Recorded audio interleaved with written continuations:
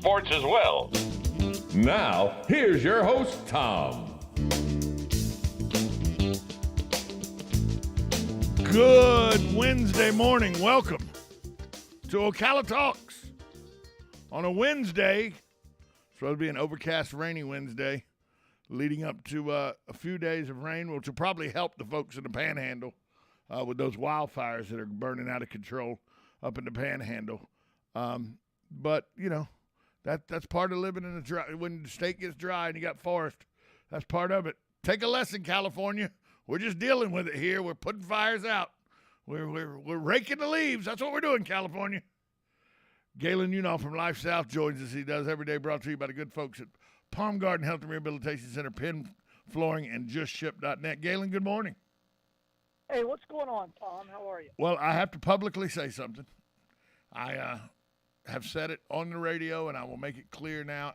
Yesterday afternoon, the 46th President of the United States went to the lectern, by the way, between 2 and 5 p.m. when he's at his sharpest.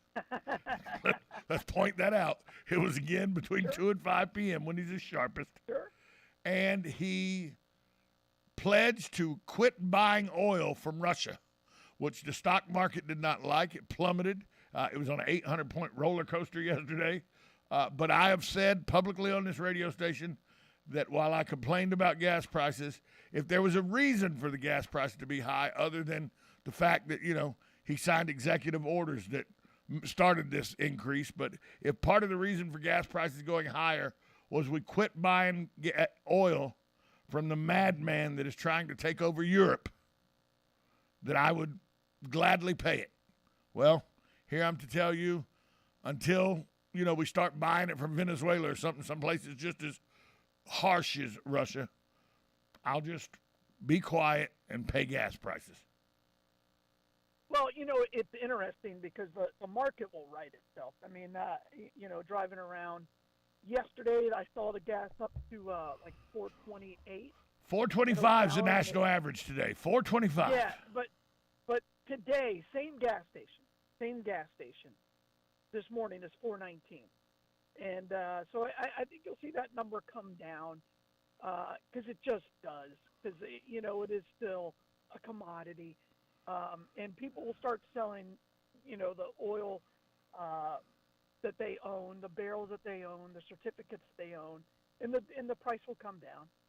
And, you know, people with the licenses that are open, they'll just open their taps. I think if we go back and we take oil from Venezuela, we have no moral ground to stand on. I'll be honest with you, I still don't know why we fight for the Ukraine and then we don't fight for other countries. And but yeah, I get it. You know, I guess because it's Russia, even though Russia's all over the world. But yeah. You know, and a lot of the experts say that because they're worried that Putin is unstable, they think that this could be a incorrect thing by the U.S. to do because it could anger Putin, along with the fact that people are now pledging airplanes for the Ukrainian military, so the Ukrainian military can create or try to create a no-fly zone over the Ukraine, that this may be the tipping point that decides whether we see short-range nuclear missiles used or not. What do you think about that? No, he's not going. He's not going to go to the nuclear option. Again, if he goes the nuclear option, he's dead, right? I mean, you just can't do that. He knows that. He knows where to push it. He's not a dumb man. He's been in power for a very long time. He knows every leader. He knows Biden extremely well. You know, I'm sure the dossier he has on every one of his cabinet members is pretty extensive for every single government in the world. He's not going to – I'm tired of people saying that. Yeah, I just think it's just a bunch of rhetoric that doesn't do any good but scare people. I mean, I still think I think the fact we didn't even debate that we're just going to automatically send $15 billion or $13 billion to Ukraine, and for what? And what's going to happen to all this weaponry when this is over, whether it goes the Ukrainians' way or it goes the Russian way? Well, now we've got all these weapons that are out there. And look, I'm a gun guy. I believe in it. But I also know that history tells us they're going to come back and kill, our allies and our own people, because it's done it every single time we've done this. Right? Well, I mean, a British going back intelligence officer with 25 years experience in Russia says that he feels like says that his estimation of Putin is Putin feels like his own regime is at risk. And it's hard to see him going for an exit ramp any other way than low-range missiles. Yeah, but he's not going to fire nuclear missiles. He's already bombing the heck out of them. Kiev, he doesn't care about civilian loss, but he knows that nuclear is just a bad word, right? And it instantly, now China can't back him. Right now, India can't back him. And he will absolutely isolate himself. And now he's open to retaliate for the same thing. And then you add to that, whatever area of Ukraine he nuked, he can't occupy it. So it's pointless. Well, a lot of the British intelligence officer said that's why he captured Chernobyl, because he can send a missile as a message, a nuclear missile to Chernobyl as a message without doing any damage to the Ukrainian or the Russian countryside. I saw that. That's just crap. Well, that's just they may be a little more in the know than we are. No. Yeah, and if you read his bio, he hasn't worked in the intelligence field in like 15 years. He's a pundit. He works for BBC. He works for the BBC. Yeah, he's on the BBC. Yeah. So I mean, come on. I can't. I just hate that kind of rhetoric in these situations. This was also remember Galen Unal was also a guy that didn't see the Ukrainian people standing up to Putin. He thought this would last 3 days. Not what I said. And what I said Galen's a Putin fan. Let's be honest. No, I just don't believe we should go to war over anybody's country. But then again, I'm an anti-war guy. I also don't believe the United States should go around bombing people. But I believe in deterrence. And you think there's no way he uses the Chernobyl area to make a point? None. He already did, but he's had that now for a week. He's had Chernobyl for a week, and nothing has changed. Yeah, it is. A lot's changed. He keeps getting beat almost at every turn. Well, if I may, I think what's happened is I think he went in overconfident. And if you know anything about The Art of War, a book which, if you haven't read in your life, you should. You need to, because I try to read it at least once a year. It takes me about an hour. John Wooden said it was the best book he ever read. And there's no doubt about it. It's perfect. And he didn't follow The Art of War. He underestimated his enemy. And if you underestimate your enemy, you will fail. And he underestimated the Ukrainian people. I don't think he underestimated the world's response. I saw that too. Somebody's like, oh, he didn't know the sanctions were coming. Biden told him the sanctions were coming. Biden told him exactly where they were going to hit. And I think some of the oligarchs around Putin weren't prepared for it. Right, but Putin was. But, yeah. And again, a lot of this is just, fluff. And by the way, Putin is the Russians are incredibly patient, right? Historically patient. And so they'll just sit there and we'll just stay right out here of Kiev. And if our troops starve, it's not Kiev, sir. It's not Kiev, sir. Pronounce it correctly. You've been pronouncing it wrong for 35 years.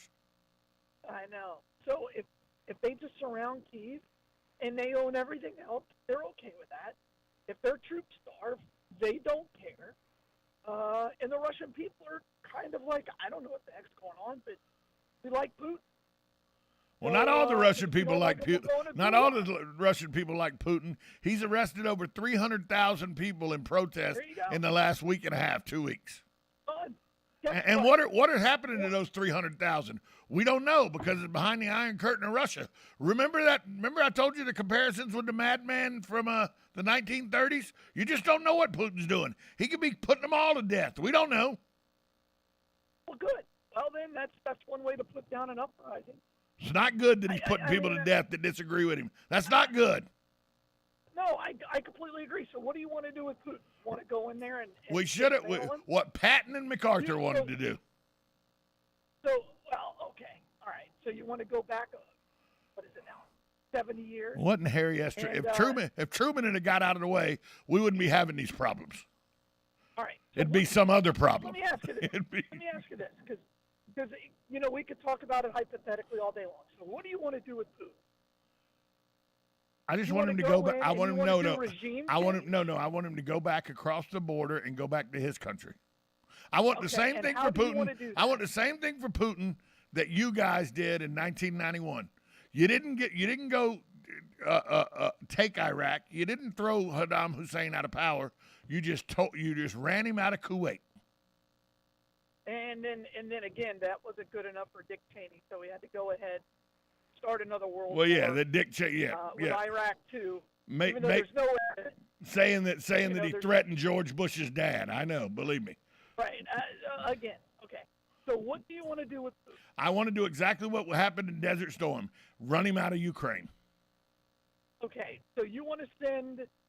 And again, you want to. I've talked about this already. Yes, I want to send NATO troops in there. NATO troops or U.S. troops? NATO troops. Okay. All right. So you want, in order to do that, by most estimates, 100,000 to 200,000 men and women would die. Not with the Russian army that's there now. The Russian army there now, starving to death. It's out of fuel. It doesn't have food.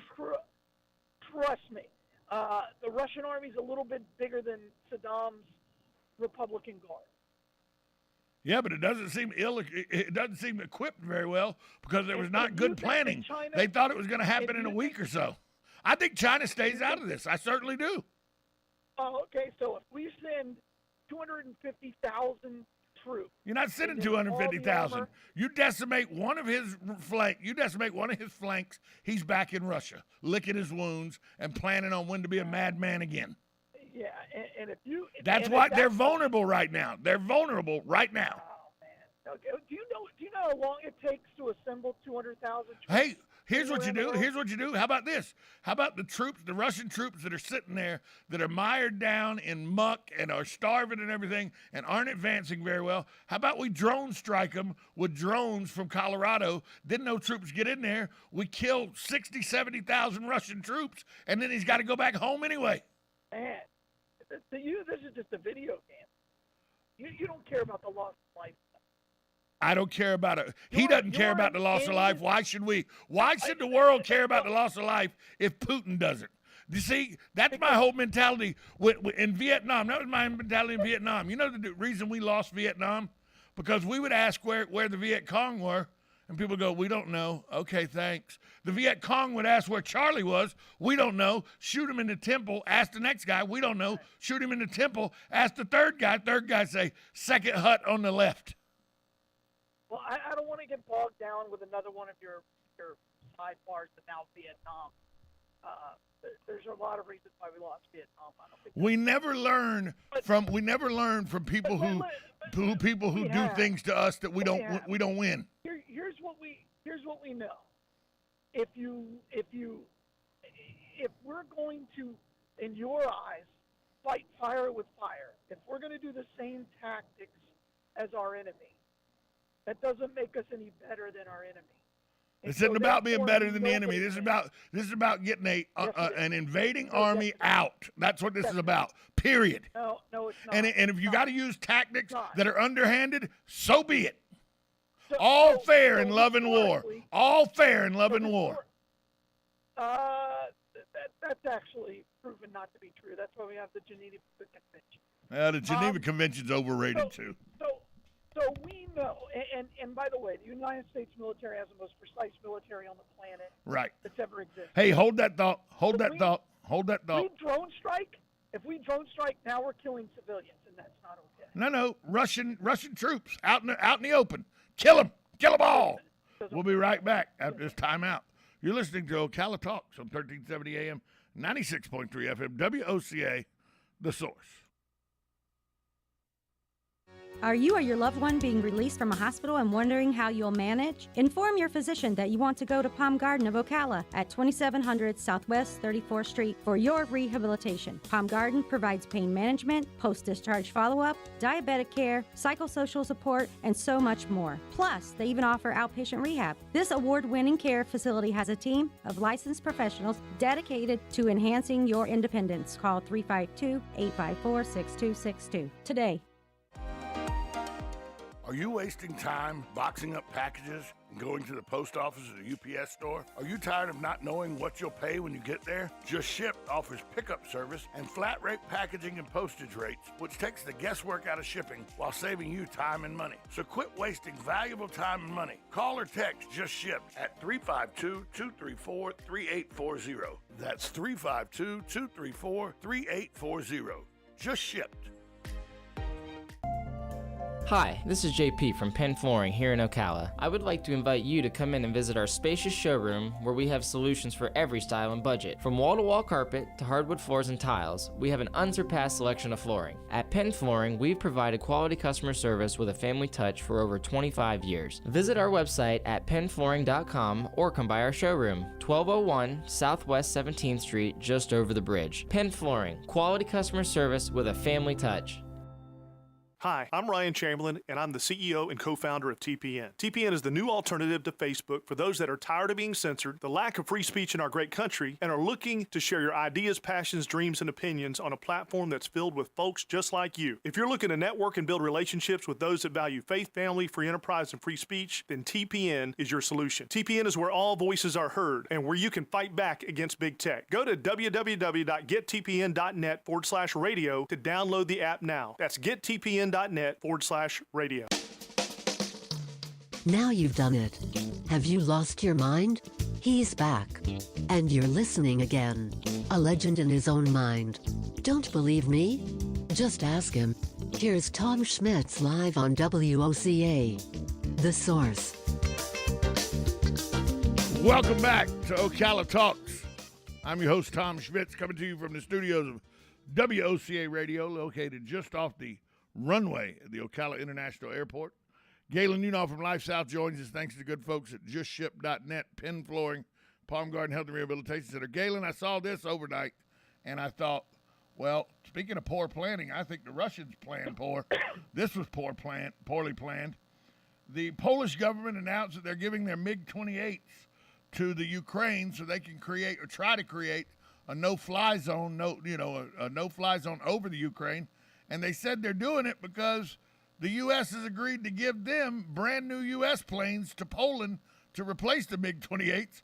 Only problem is the Defense Department and the State Department says, we don't know what the hell Poland's talking about.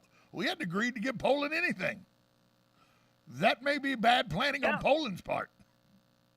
Well, and again, this is kind of the fog of war, and when you don't have a clear power, like who's leading this whole thing against the Ukrainians? Is it NATO? I think NATO, you and I may be the. I think it may be you and I may be the most outspoken people. Is it Germany taking the lead? Nobody's taking the lead. Your point is very well taken. Correct. Nobody's taking the lead. Correct. And that's why NATO troops will never be used. Because Biden's like, I'd get crushed if I invaded them. At the same time, I'm going to be buying oil from Venezuela. I mean, this the leader of NATO, the Secretary General of NATO is trying to take the lead by saying that there's war crimes going on and everything, but nobody's listening to him. He's not getting the support. He's not getting the support of any of the leaders of the world that supposedly are the backbone of NATO. So you're right. It's like a fish out of water flopping around. Well, and again, you can't prove war crime during a war. It's just not. I saw that, and I'm like, man, you are pushing this narrative as if that's going to motivate people. We learned, again, as we've said for you, we learned about the atrocities of World War II after we had destroyed the Nazis. Yeah, there's a reason Nuremberg started in 47, not 43. Sure. I'm not willing to sacrifice a single U.S. citizen for the Ukrainian people. I've been pretty steadfast on that. I will continue to be, because I don't believe, as you do, that this is going to somehow lead to Hitler. And I think it's a terrible. You've been wrong at every turn so far, so this could be just another time you're wrong. I was pretty right on Russia. No, you were wrong. You thought they would run. You thought they'd run roughshod over the Ukrainians. No, you were wrong. I was talking about the Russian oil. I was wrong on that. Yeah, it took Biden at what 8.5 years to stop buying Russian oil. Well, I'm glad for the Ukrainian people, and again, once you fight for your freedom. Remember when they attacked Moldova, I told you that he was a bad man. Just make sure you know that you'll have to eat crow when he doesn't stop in the Ukraine. Well, then we'll have a different conversation. If he hits a NATO country, then it's clear that he wants. Moldova is not a NATO country. No, I get it, and he can take. See, and that's the thing. Everybody's like, that's the problem. Everybody's like, well, he can take what was the Soviet bloc, just don't mess with NATO. Hitler took what was Germany before World War I, before anybody got upset when he attacked Poland. It's the honest truth, and this is how I feel about it. I still don't know why it's worth, and this is the question that I think everybody's got to answer.